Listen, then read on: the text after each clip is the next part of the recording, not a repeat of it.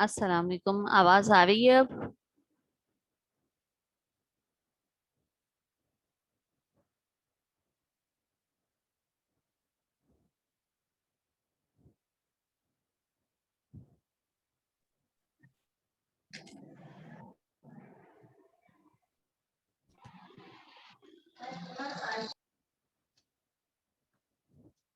जी hello. अब सबको आवाज आ रही है? जी मैम। ठीक है।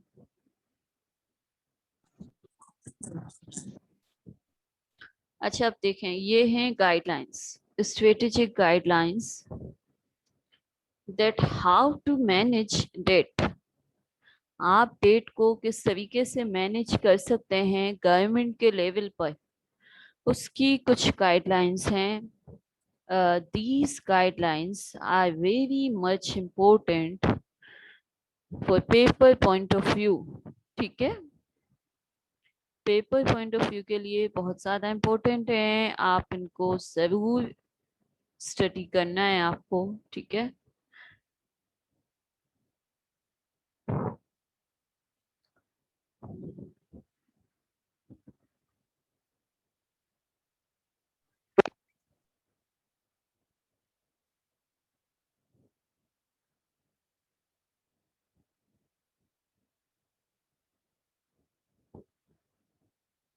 अच्छा, अब देखें, सबसे पहले तो इसमें कुछ ऑब्जेक्टिव्स हैं, यानी कि कुछ पर्पस हैं। पहला, देखें, डेट जब हम लेते हैं तो कुछ हमारे सामने पर्पस भी होते हैं। जैसे अगर आप बाजार से कोई चीज लेने जाते हैं तो कुछ आपका माइंड सेट होता है, ठीक है, कि ये फीचर होने चाहिए। कोई भी प्रोडक्ट जब आप बाय करने जाते हैं, फॉर एग्जांपल अगर कोई सूट है तो सूट के कुछ फीचर्स होंगे जो आपके माइंड में होंगे। आप उस सूट को उसी तरीके से फिर डिमांड करेंगे। Similarly, debt is also a product. ठीक है, डेट भी एक प्रोडक्ट है जो आप बाय करने जा रहे हैं, जिसकी कॉस्ट इंटरेस्ट है। तो डेट को बाय करने से पहले you have to mention your objectives. You have to understand what are your objectives, what are your purposes. ठीक है। First of all, cost of debt. Cost of debt should be competitive and reasonable. What is cost of debt? Interest is the cost of debt. सूद जो है वो कर्ज की क्या है, कीमत है। आपका सूद इतना ज्यादा ना हो कि आप उसको पे ना कर सकें। सूद रीजनेबल होना चाहिए, ठीक है, सूद नॉर्मल होना चाहिए। Second, availability of financing.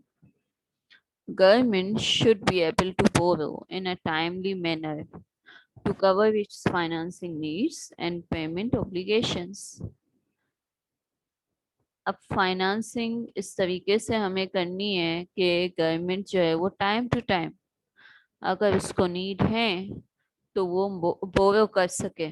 ठीक है। और पेमेंट ऑब्लिगेशंस जो हैं इंपोर्ट के सिलसिले में, डेफिसिट के सिलसिले में, तो उसको भी मैनेज कर सकें। यानी गवर्नमेंट को जो है वो इस तरीके से मैनेज करना है डेट को कि एक तो पेमेंट भी होती रहे, दूसरा टाइम टू टाइम जो आपकी नीड्स हैं, जिसके लिए आपको लोन चाहिए होते हैं, वक्त के साथ साथ आपको हर वक्त जो लोन की ज़रूरत होती है, जो फंड्स की ज़रूरत होती है, आप उसको हासिल कर सकें। ठीक है। Then, domestic debt capital market. Domestic debt capital market, development of domestic debt capital market remains a priority for the government। Domestic debt का मतलब है वो डेट जो आपके अपने कंट्री के रिसोर्सेज से आप ले रहे हैं, यानी कि वो डेट जो आप कंट्री के बैंक से ले रहे हैं, या वो डेट जो आप कंट्री के फाइनेंशियल इंस्टीट्यूशन से हासिल कर रहे हैं। ये वो डेट जो आप किसी इदारे से ले रहे हैं, कंट्री के, आप अपने ही मुल्क में पब्लिक से ले रहे हैं बॉन्ड्स की सूरत में, ठीक है। यानी कि आप अपने मुल्क से बाहर नहीं जा रहे, आपने हद मुकर्रर कर लिए कि अपनी अपना जो कंट्री है वहां से लेना है, डोमेस्टिक डेट इसको कहते हैं, ठीक है।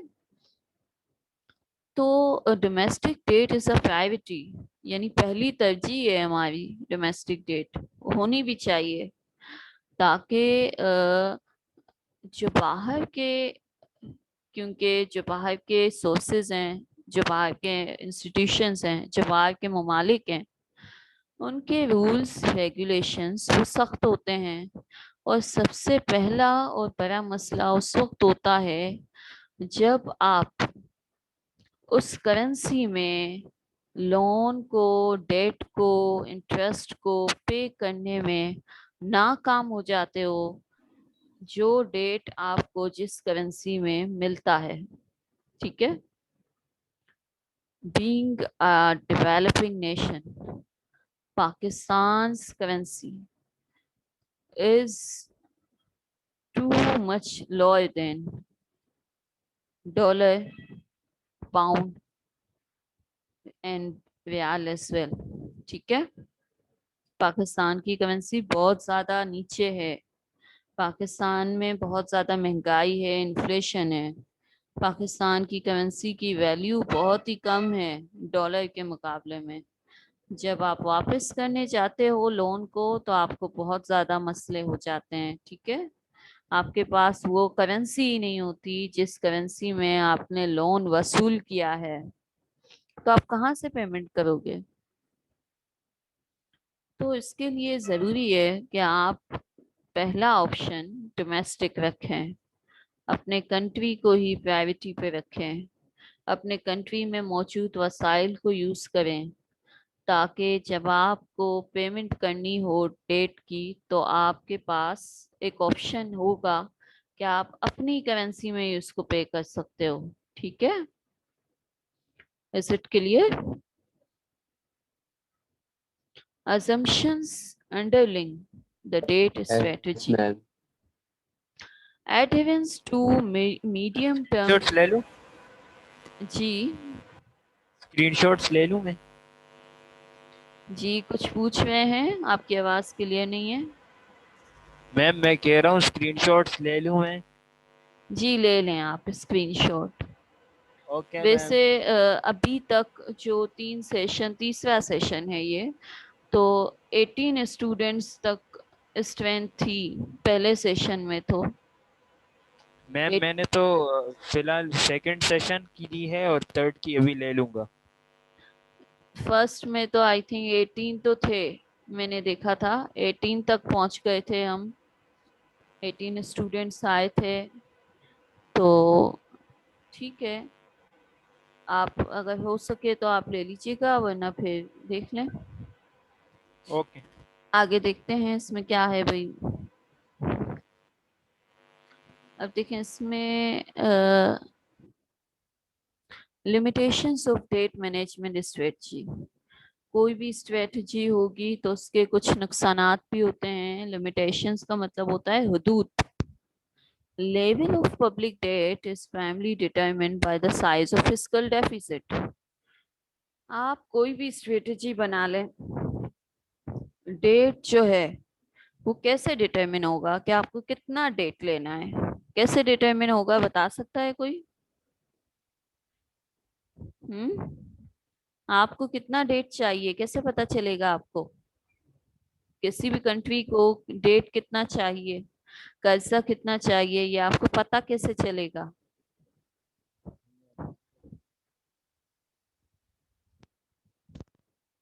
नहीं पता भाई मैम।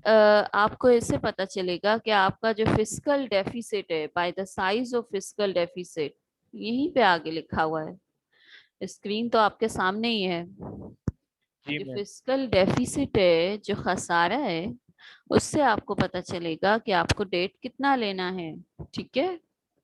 देन डे, तो ये एक मसला है, जब आपका डेफिसिट ज्यादा होगा तो आपका डेट भी ज्यादा होगा, ठीक है।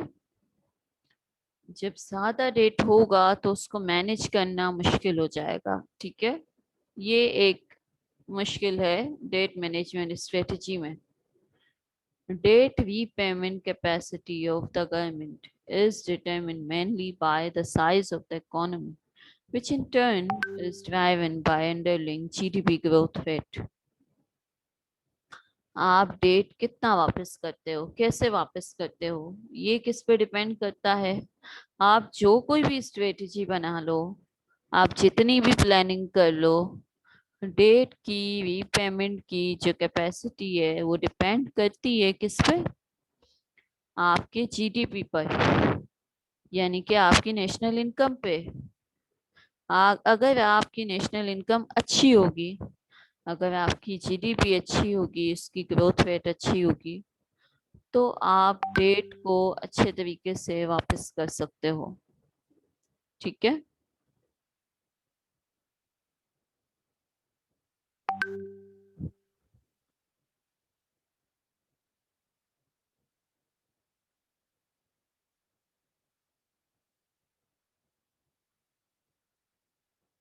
MTDS focuses mainly on mix of borrowings that make up the debt portfolio.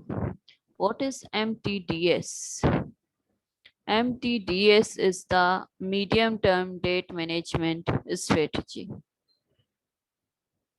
तो ये जो है वो मिक्स ऑफ बोरोइंग पर फोकस कर रही है, that make up the debt portfolio. Debt portfolio का मतलब है कि वो तमाम सराए जो आपको डेट प्रोवाइड कर रहे हैं, ठीक है। अब ये जो डेट मैनेजमेंट स्ट्रेटजी है वो आप बहुत सारी जगहों से डेट लेते हैं, हर जगह की पेमेंट का अलग अलग हिसाब किताब होता है, तो ये सारी बातें असरअंदाज होती हैं डेट की स्ट्रेटजी पर। The scope for coverage of public debt portfolio includes the debt contracted by the federal government. It also includes debt extended to provinces, SOEs under own lending arrangement. अच्छा, अब इसको आप ये स्कोप बताया हुआ है कुछ, हम अब गाइडलाइंस पढ़ते हैं। इसमें गाइडलाइंस मेन है, गाइडलाइंस में क्या बता रहे हैं, ठीक है। तो पहली जो गाइडलाइन है वो ये है, lengthening of maturity profile. Lengthening of maturity profile of domestic debt by mobilizing financing from medium and longer tenor instruments will remain priority over the medium term. अब ये कहते हैं कि मेच्योरिटी प्रोफाइल जो है वो किस तरीके से बढ़ सकती है। Mobilising financing from medium and longer tenor instruments will remain priority over the medium term. जो फंड्स आप मीडियम टर्म के लिए लेते हैं बाहर कंट्री से या डोमेस्टिकली जहां से भी आप लेते हैं, उसकी मेच्योरिटी का टाइम पीरियड ज्यादा होना चाहिए, ठीक है। और मेच्योरिटी के टाइम पीरियड में आप जो फाइनेंस आपके पास आया है, यानी कि जो फंड आया है आपके पास, आप उसको यूज कर सकें मीडियम टर्म इंस्ट्रूमेंट्स में, लॉन्ग टर्म इंस्ट्रूमेंट्स में, ठीक है। Smooth redemption profile. Government aims to have a smooth redemption profile of its state portfolio, whereby more or less constant proportion of the debt is redeemed each year to reduce the risk of refinancing the debt at a time when a market condition are unfavorable. Secondly, ये कहते हैं कि जब आप date लेते हो तो आपको अपना जो प्रोफाइल है रिडेम्पशन का, what is redemption? Redemption means repayment of loan. जो डेट है जिसको आपको रीपे करना है, वापस करना है, उसकी वापसी का जो ट्रैक है, उसकी वापसी का जो ट्रेंड है वो स्मूथ होना चाहिए। ऐसे नहीं हो कि आप कभी वापस कर रहे हैं, कभी वापस नहीं कर रहे। आपको अपना पोर्टफोलियो रिडेम्पशन का ऐसे बनाना है कि आप कम या ज्यादा कांस्टेंट प्रोपोर्शन से डेट आप अपना हर साल वापस दे रहे हो। ठीक है, ताकि जब आपकी मार्केट कंडीशंस अनफेवरेबल हो, यानी आपकी मार्केट नीचे हो, रिस्क पे हो, रिसेशन पे हो, तो आपको बहुत ज्यादा मुश्किलात ना हो। ठीक है, डेट को रीफाइनेंस करने में। Third, transparency in borrowing operations. Transparency in domestic securities issuance process will be enhanced by providing clear information on borrowing program to investors and having continuous investor interaction and appropriate consultation. यानी कि जो सारा system है, आप investors से ले रहे हैं या आप किसी इदारे से ले रहे हैं, ट्रांसपेरेंट होना चाहिए। ठीक है, ताकि जब ट्रांसपेरेंट सिस्टम होगा, यानी कि ऑनेस्टली सब कुछ होना चाहिए। ट्रांसपेरेंसी का मतलब क्या है कि कोई बीच में करप्शन ना हो, सब कुछ साफ हो, सब कुछ जो है वो इन्वेस्टर्स को, लैंडर्स को सब कुछ क्लियर किया जाए, ताकि आइंदा आने वाले वक्त में आपके लिए लोन में मुश्किलात ना हो, लोन के हसूल में। Diversification of instruments and investor base. Government priority is to borrow through multiple instruments to lower its borrowing costs and manage the fiscal risk arising out of borrowing operations. अच्छा, अब ये भी एक पॉलिसी है, एक strategy है। Loan में बहुत ज़्यादा मुश्किल हमें इस वक्त होती है जब आपके पास वापसी के लिए पैसे नहीं होंगे, तो आप कहाँ से इसको पे करोगे, इंटरेस्ट को। अच्छा, जितना ज़्यादा आप लोन लोगे उतना ज़्यादा आपको इंटरेस्ट देना है, ये तो बात क्लियर है। तो अगर आप लोन कम लोगे तो उसके ऊपर इंटरेस्ट भी कम होगा। तो इस लोन कम लेंगे तो हमारी ज़रूरियात कैसे पूरी होंगी, नहीं पूरी हो सकती। तो कहते हैं कि डाइवर्सिफिकेशन ऑफ इंस्ट्रूमेंट्स, मुख्तलिफ जराए से आप लोन लें, मुख्तलिफ इंस्ट्रूमेंट्स को यूज करें और तमाम इंस्ट्रूमेंट्स से एक पोर्टफोलियो बना लें कि भाई यहाँ यहाँ से डेट लेना है, और हर जरिए से, हर सोर्स से आपका जो स्केल ऑफ डेट है वो कम होना चाहिए, छोटा होना चाहिए। ठीक है, आपको छोटी अमाउंट लेनी है, कम अमाउंट लेनी है, ताकि आपकी जो कॉस्ट है डेट की वो कम हो। ठीक है, जब आप कम बोरो करेंगे तो डेट की कॉस्ट भी कम होगी।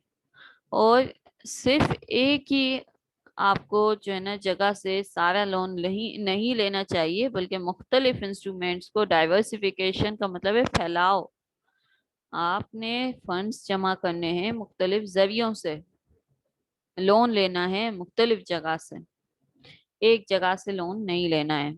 सारा लोन आपको एक जगह से नहीं लेना चाहिए, ताकि लोन की कॉस्ट कम हो। ठीक है, lenders investors on the other hand will have more options to choose investment which are closer to their investment horizons, income preferences, risk appetite. ये दोनों के पॉइंट ऑफ व्यू से बेहतर है, बोरोअर के लिए भी यानी कि पाकिस्तान के लिए भी, और जो पाकिस्तान को लोन दे रहा है उसके लिए भी। It will also help in expanding and diversifying the investor base of government securities. Depending of capital markets, promotion of a saving culture in the country. इससे कैपिटल मार्केट्स और सेविंग कल्चर ये सब कुछ इसमें जो है ना वो बेहतरी आएगी। जैसे अगर आप बॉन्ड्स इशू करेंगे तो जो पब्लिक है वो बॉन्ड्स को जब देखेगी कि भाई बॉन्ड्स इशू हो रहे हैं तो बॉन्ड्स को खरीदेगी, तो सेविंग कल्चर अच्छा हो जाएगा कंट्री में। जब आप सिक्योरिटीज लेंगे, सिक्योरिटीज इशू करेंगे कैपिटल मार्केट में, तो वहां से भी आपको मिलेंगे फंड्स। तो हर डिफरेंट जो है ना वो आपको क्या करने हैं, इंस्ट्रूमेंट यूज करने हैं। ठीक है जी, जलाल अहमद कुछ पूछना चाह रहे हैं आप? मैम स्क्रीनशॉट्स वगैरह मैंने ले लिए, आपको मैंने सेंड कर दी। ठीक ठीक है, है। आवाज़ आ रही है? ओके। जी जी, आवाज आ रही है। More issuances of shariah compliant instruments. ये कहते हैं कि in order to support the budgetary position and promote Islamic banking industry in the country, government intends to issue.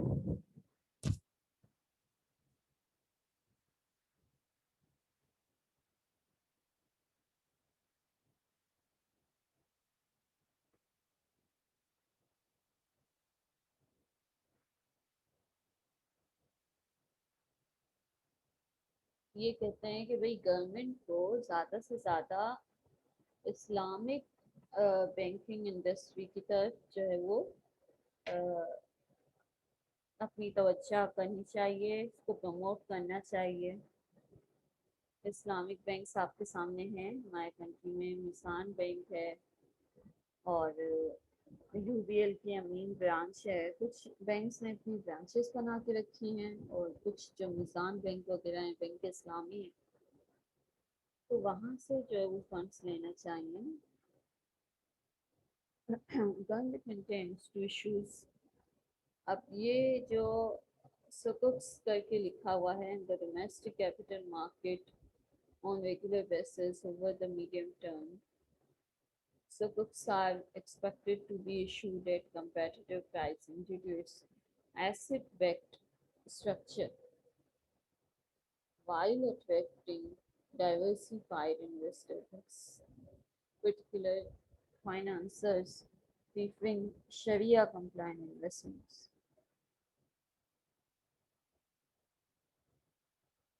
ये एक खास किस्म के इस्लामिक सिक्योरिटीज हैं जिसके बारे में लिखा हुआ है कि अगर गवर्नमेंट ये इशू करेगी तो इससे जो है वो अच्छी खासे इन्वेस्टर्स अट्रैक्ट होंगे। तो शरिया कंप्लायंट इंस्ट्रूमेंट्स को गवर्नमेंट को ज़्यादा इशू करना चाहिए और इन ताकि इससे फ़ायदा ये होगा कि इंटरेस्ट नहीं देना पड़ेगा गवर्नमेंट को। ठीक है ना।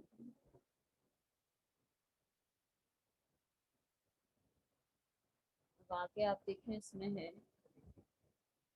Concessional external financing.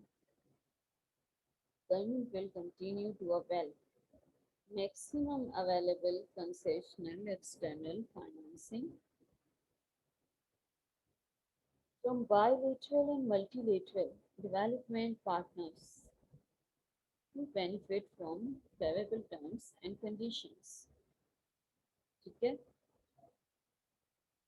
अब कंसेशनल एक्सटर्नल फाइनेंसिंग का मतलब है, कंसेशन कहते हैं कि जिसमें रियायत हो, रियायत दी जाए। ठीक है। बायलेटरल हो या मल्टीलेटरल हो,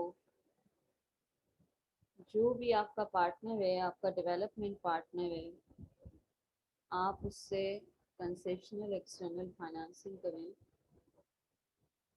आपकी टर्म्स और कंडीशंस आपके फेवर में होनी चाहिए, रिलैक्सेशन होनी चाहिए टाइम पीरियड की, इंटरेस्ट की। ठीक है। Presence in international capital markets. Government will also diversify sources of external borrowing by accessing international capital markets by way of issuing euro bonds, Pakistan International Sukuk, Panda bonds, etc. एक domestic capital market होती है जिसमें bonds, debentures वगैरह issue होते हैं। एक international capital market होती है। ठीक है, नेशनल इंटरनेशनल मार्केट्स होती हैं। पाकिस्तान को चाहिए कि पाकिस्तान अपने जो बॉन्ड्स वगैरह हैं, जो इंटरनेशनल सुकुक है, यूरो बॉन्ड्स हैं, वो आलमी मयार पर भी उसको क्या करे, उसको प्रमोट करे, उसको डाइवर्सिफाई करे अपने, ताकि इनको सोर्सेज ऑफ फंड्स हासिल हों बाहर से। ठीक है, यानी डोमेस्टिक भी यूज़ करना है, बाहर से भी करना है। Facilitate investment by non residents in government securities. Government strategy is to encourage foreign portfolio investment.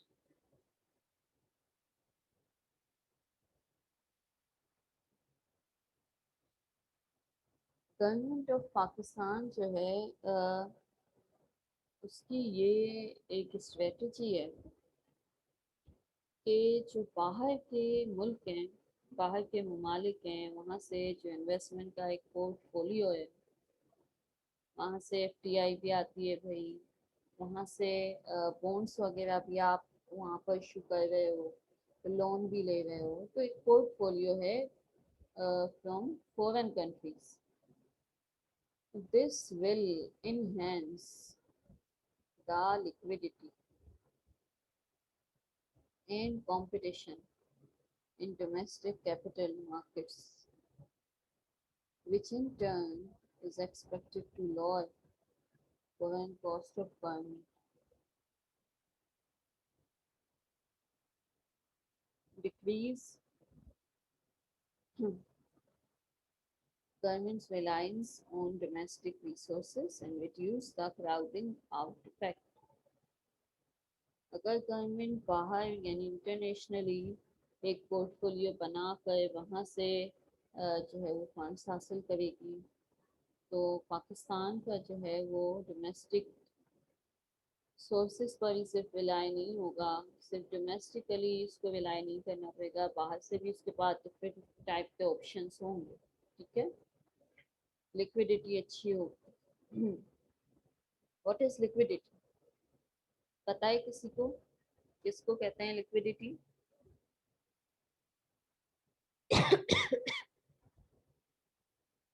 Ji,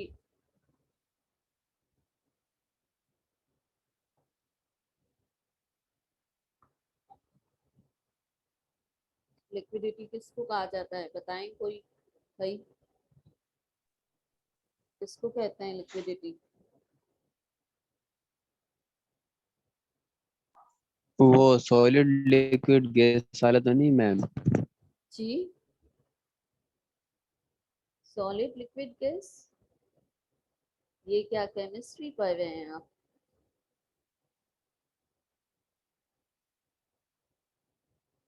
liquidity accounting की टर्म है एक, आपको शायद पता हो या नहीं पता, जवाब से तो आपको नहीं लग रहा कि आपको पता है.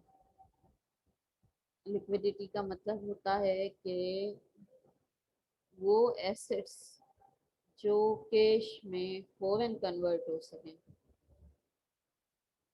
कैश या इमीडिएट कैश की रिक्वायरमेंट्स को फुलफिल करने के लिए वो एसेट्स अवेलेबल होना जो फौरन कैश में कन्वर्ट हो सके,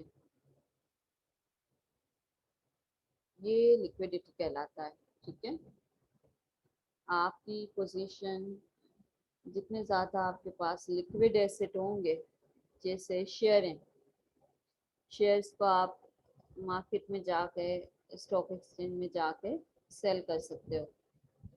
जब आप सेल करोगे तो आपके पास कैश आ जाएगा, बैंक अकाउंट में आपके पास कैश है.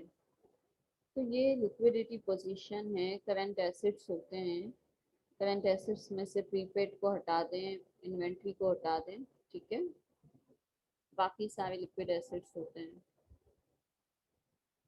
लिक्विडिटी का मतलब है कि पोजीशन कैश के लिए, बिल्कुल आपके पास कैश में कन्वर्ट होने वाले एसेट्स बहुत ज़्यादा हों.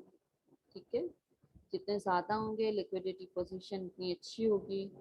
लिक्विडिटी अच्छी होगी तो आप इंटरेस्ट पे कर सकते हो, लोन पे कर सकते हो. कोई भी सोर्स हो वो आपको फंड देने से पहले आपकी लिक्विडिटी को चेक करते हैं।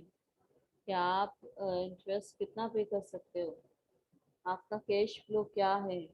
ठीक है, तो लिक्विडिटी का मतलब है कि कैश या cash convertible assets, immediate cash convertible assets, फौरन आप उसको कैश में कन्वर्ट कर सको।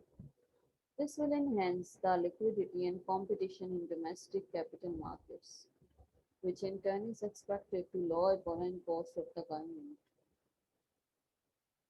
आपकी borrowing की cost कम हो जाएगी इसके नतीजे में, decrease government's reliance on domestic resources and reduce the crowding out effect.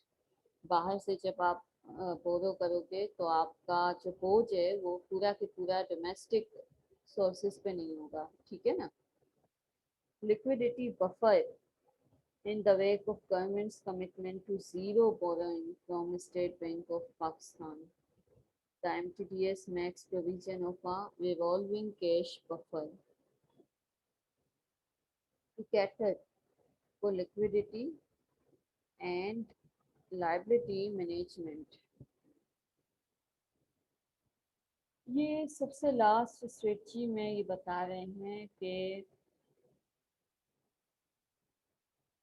जैसे कि पाकिस्तान ने वही एक कमिटमेंट किया है स्टेट बैंक से जीरो बोरोइंग का, zero borrowing from statement of Pakistan. The MTDS यानी कि medium term debt management strategies makes provision of a revolving cash buffer. अब ये कैश बफर क्या है, व्हाट इज कैश बफर। देखिए कैश बफर जो है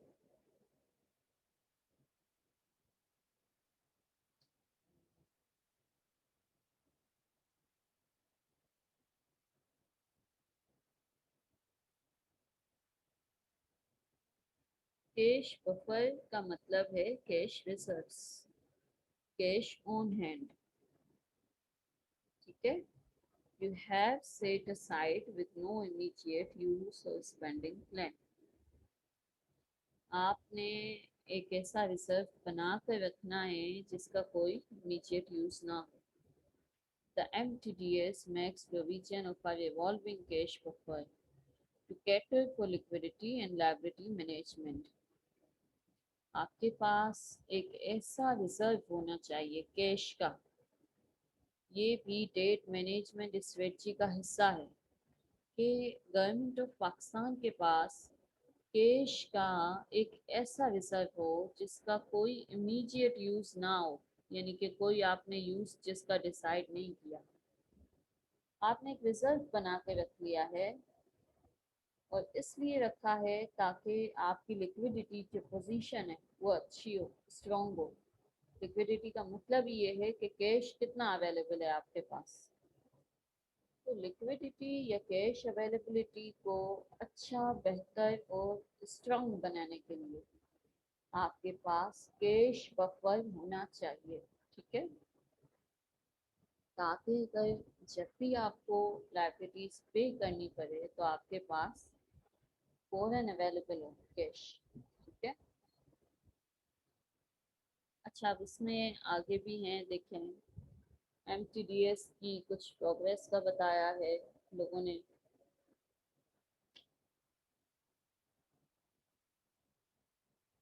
और ये पूरा इसमें आगे देखें, ये डॉक्यूमेंट तो बहुत बड़ा है। नमाज का टाइम भी हो गया है, आसान हो गई है, तो यहाँ पर हम इसको क्लोज कर रहे हैं।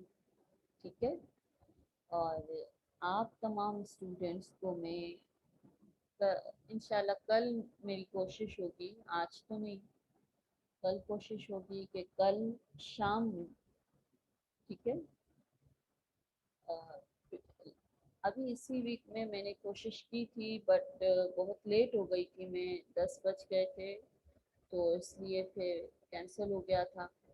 लेकिन कल इंशाल्लाह मैं कोशिश करूँगी कि इवनिंग में या फिर जल्दी आपको 8-9 बजे तक आपको लिंक भेज दिया जाए ताकि आपका जो एक सेशन रहता है पेंडिंग में है जो, वो जल्द से जल्द कवर हो जाए, ठीक है। और ये जो आपको पढ़ाया है जिसमें एक केस स्टडी था डॉन का, एक इसमें medium term debt management strategy थी, और डोमेस्टिक डेट था, एक्सटर्नल डेट के बारे में बताया था। ये सब आपको लिंक भेज दिए जाएंगे ताकि आप अच्छी तरीके से स्टडी कर लें, ठीक है। और कोई क्वेश्चन हो तो आप उसमें उसको जो है वो नेक्स्ट सेशन में पूछ लीजिएगा। अभी नमाज का वक्त है तो आप नमाज पढ़ें, ठीक है। चलें, अल्लाह हाफिज़।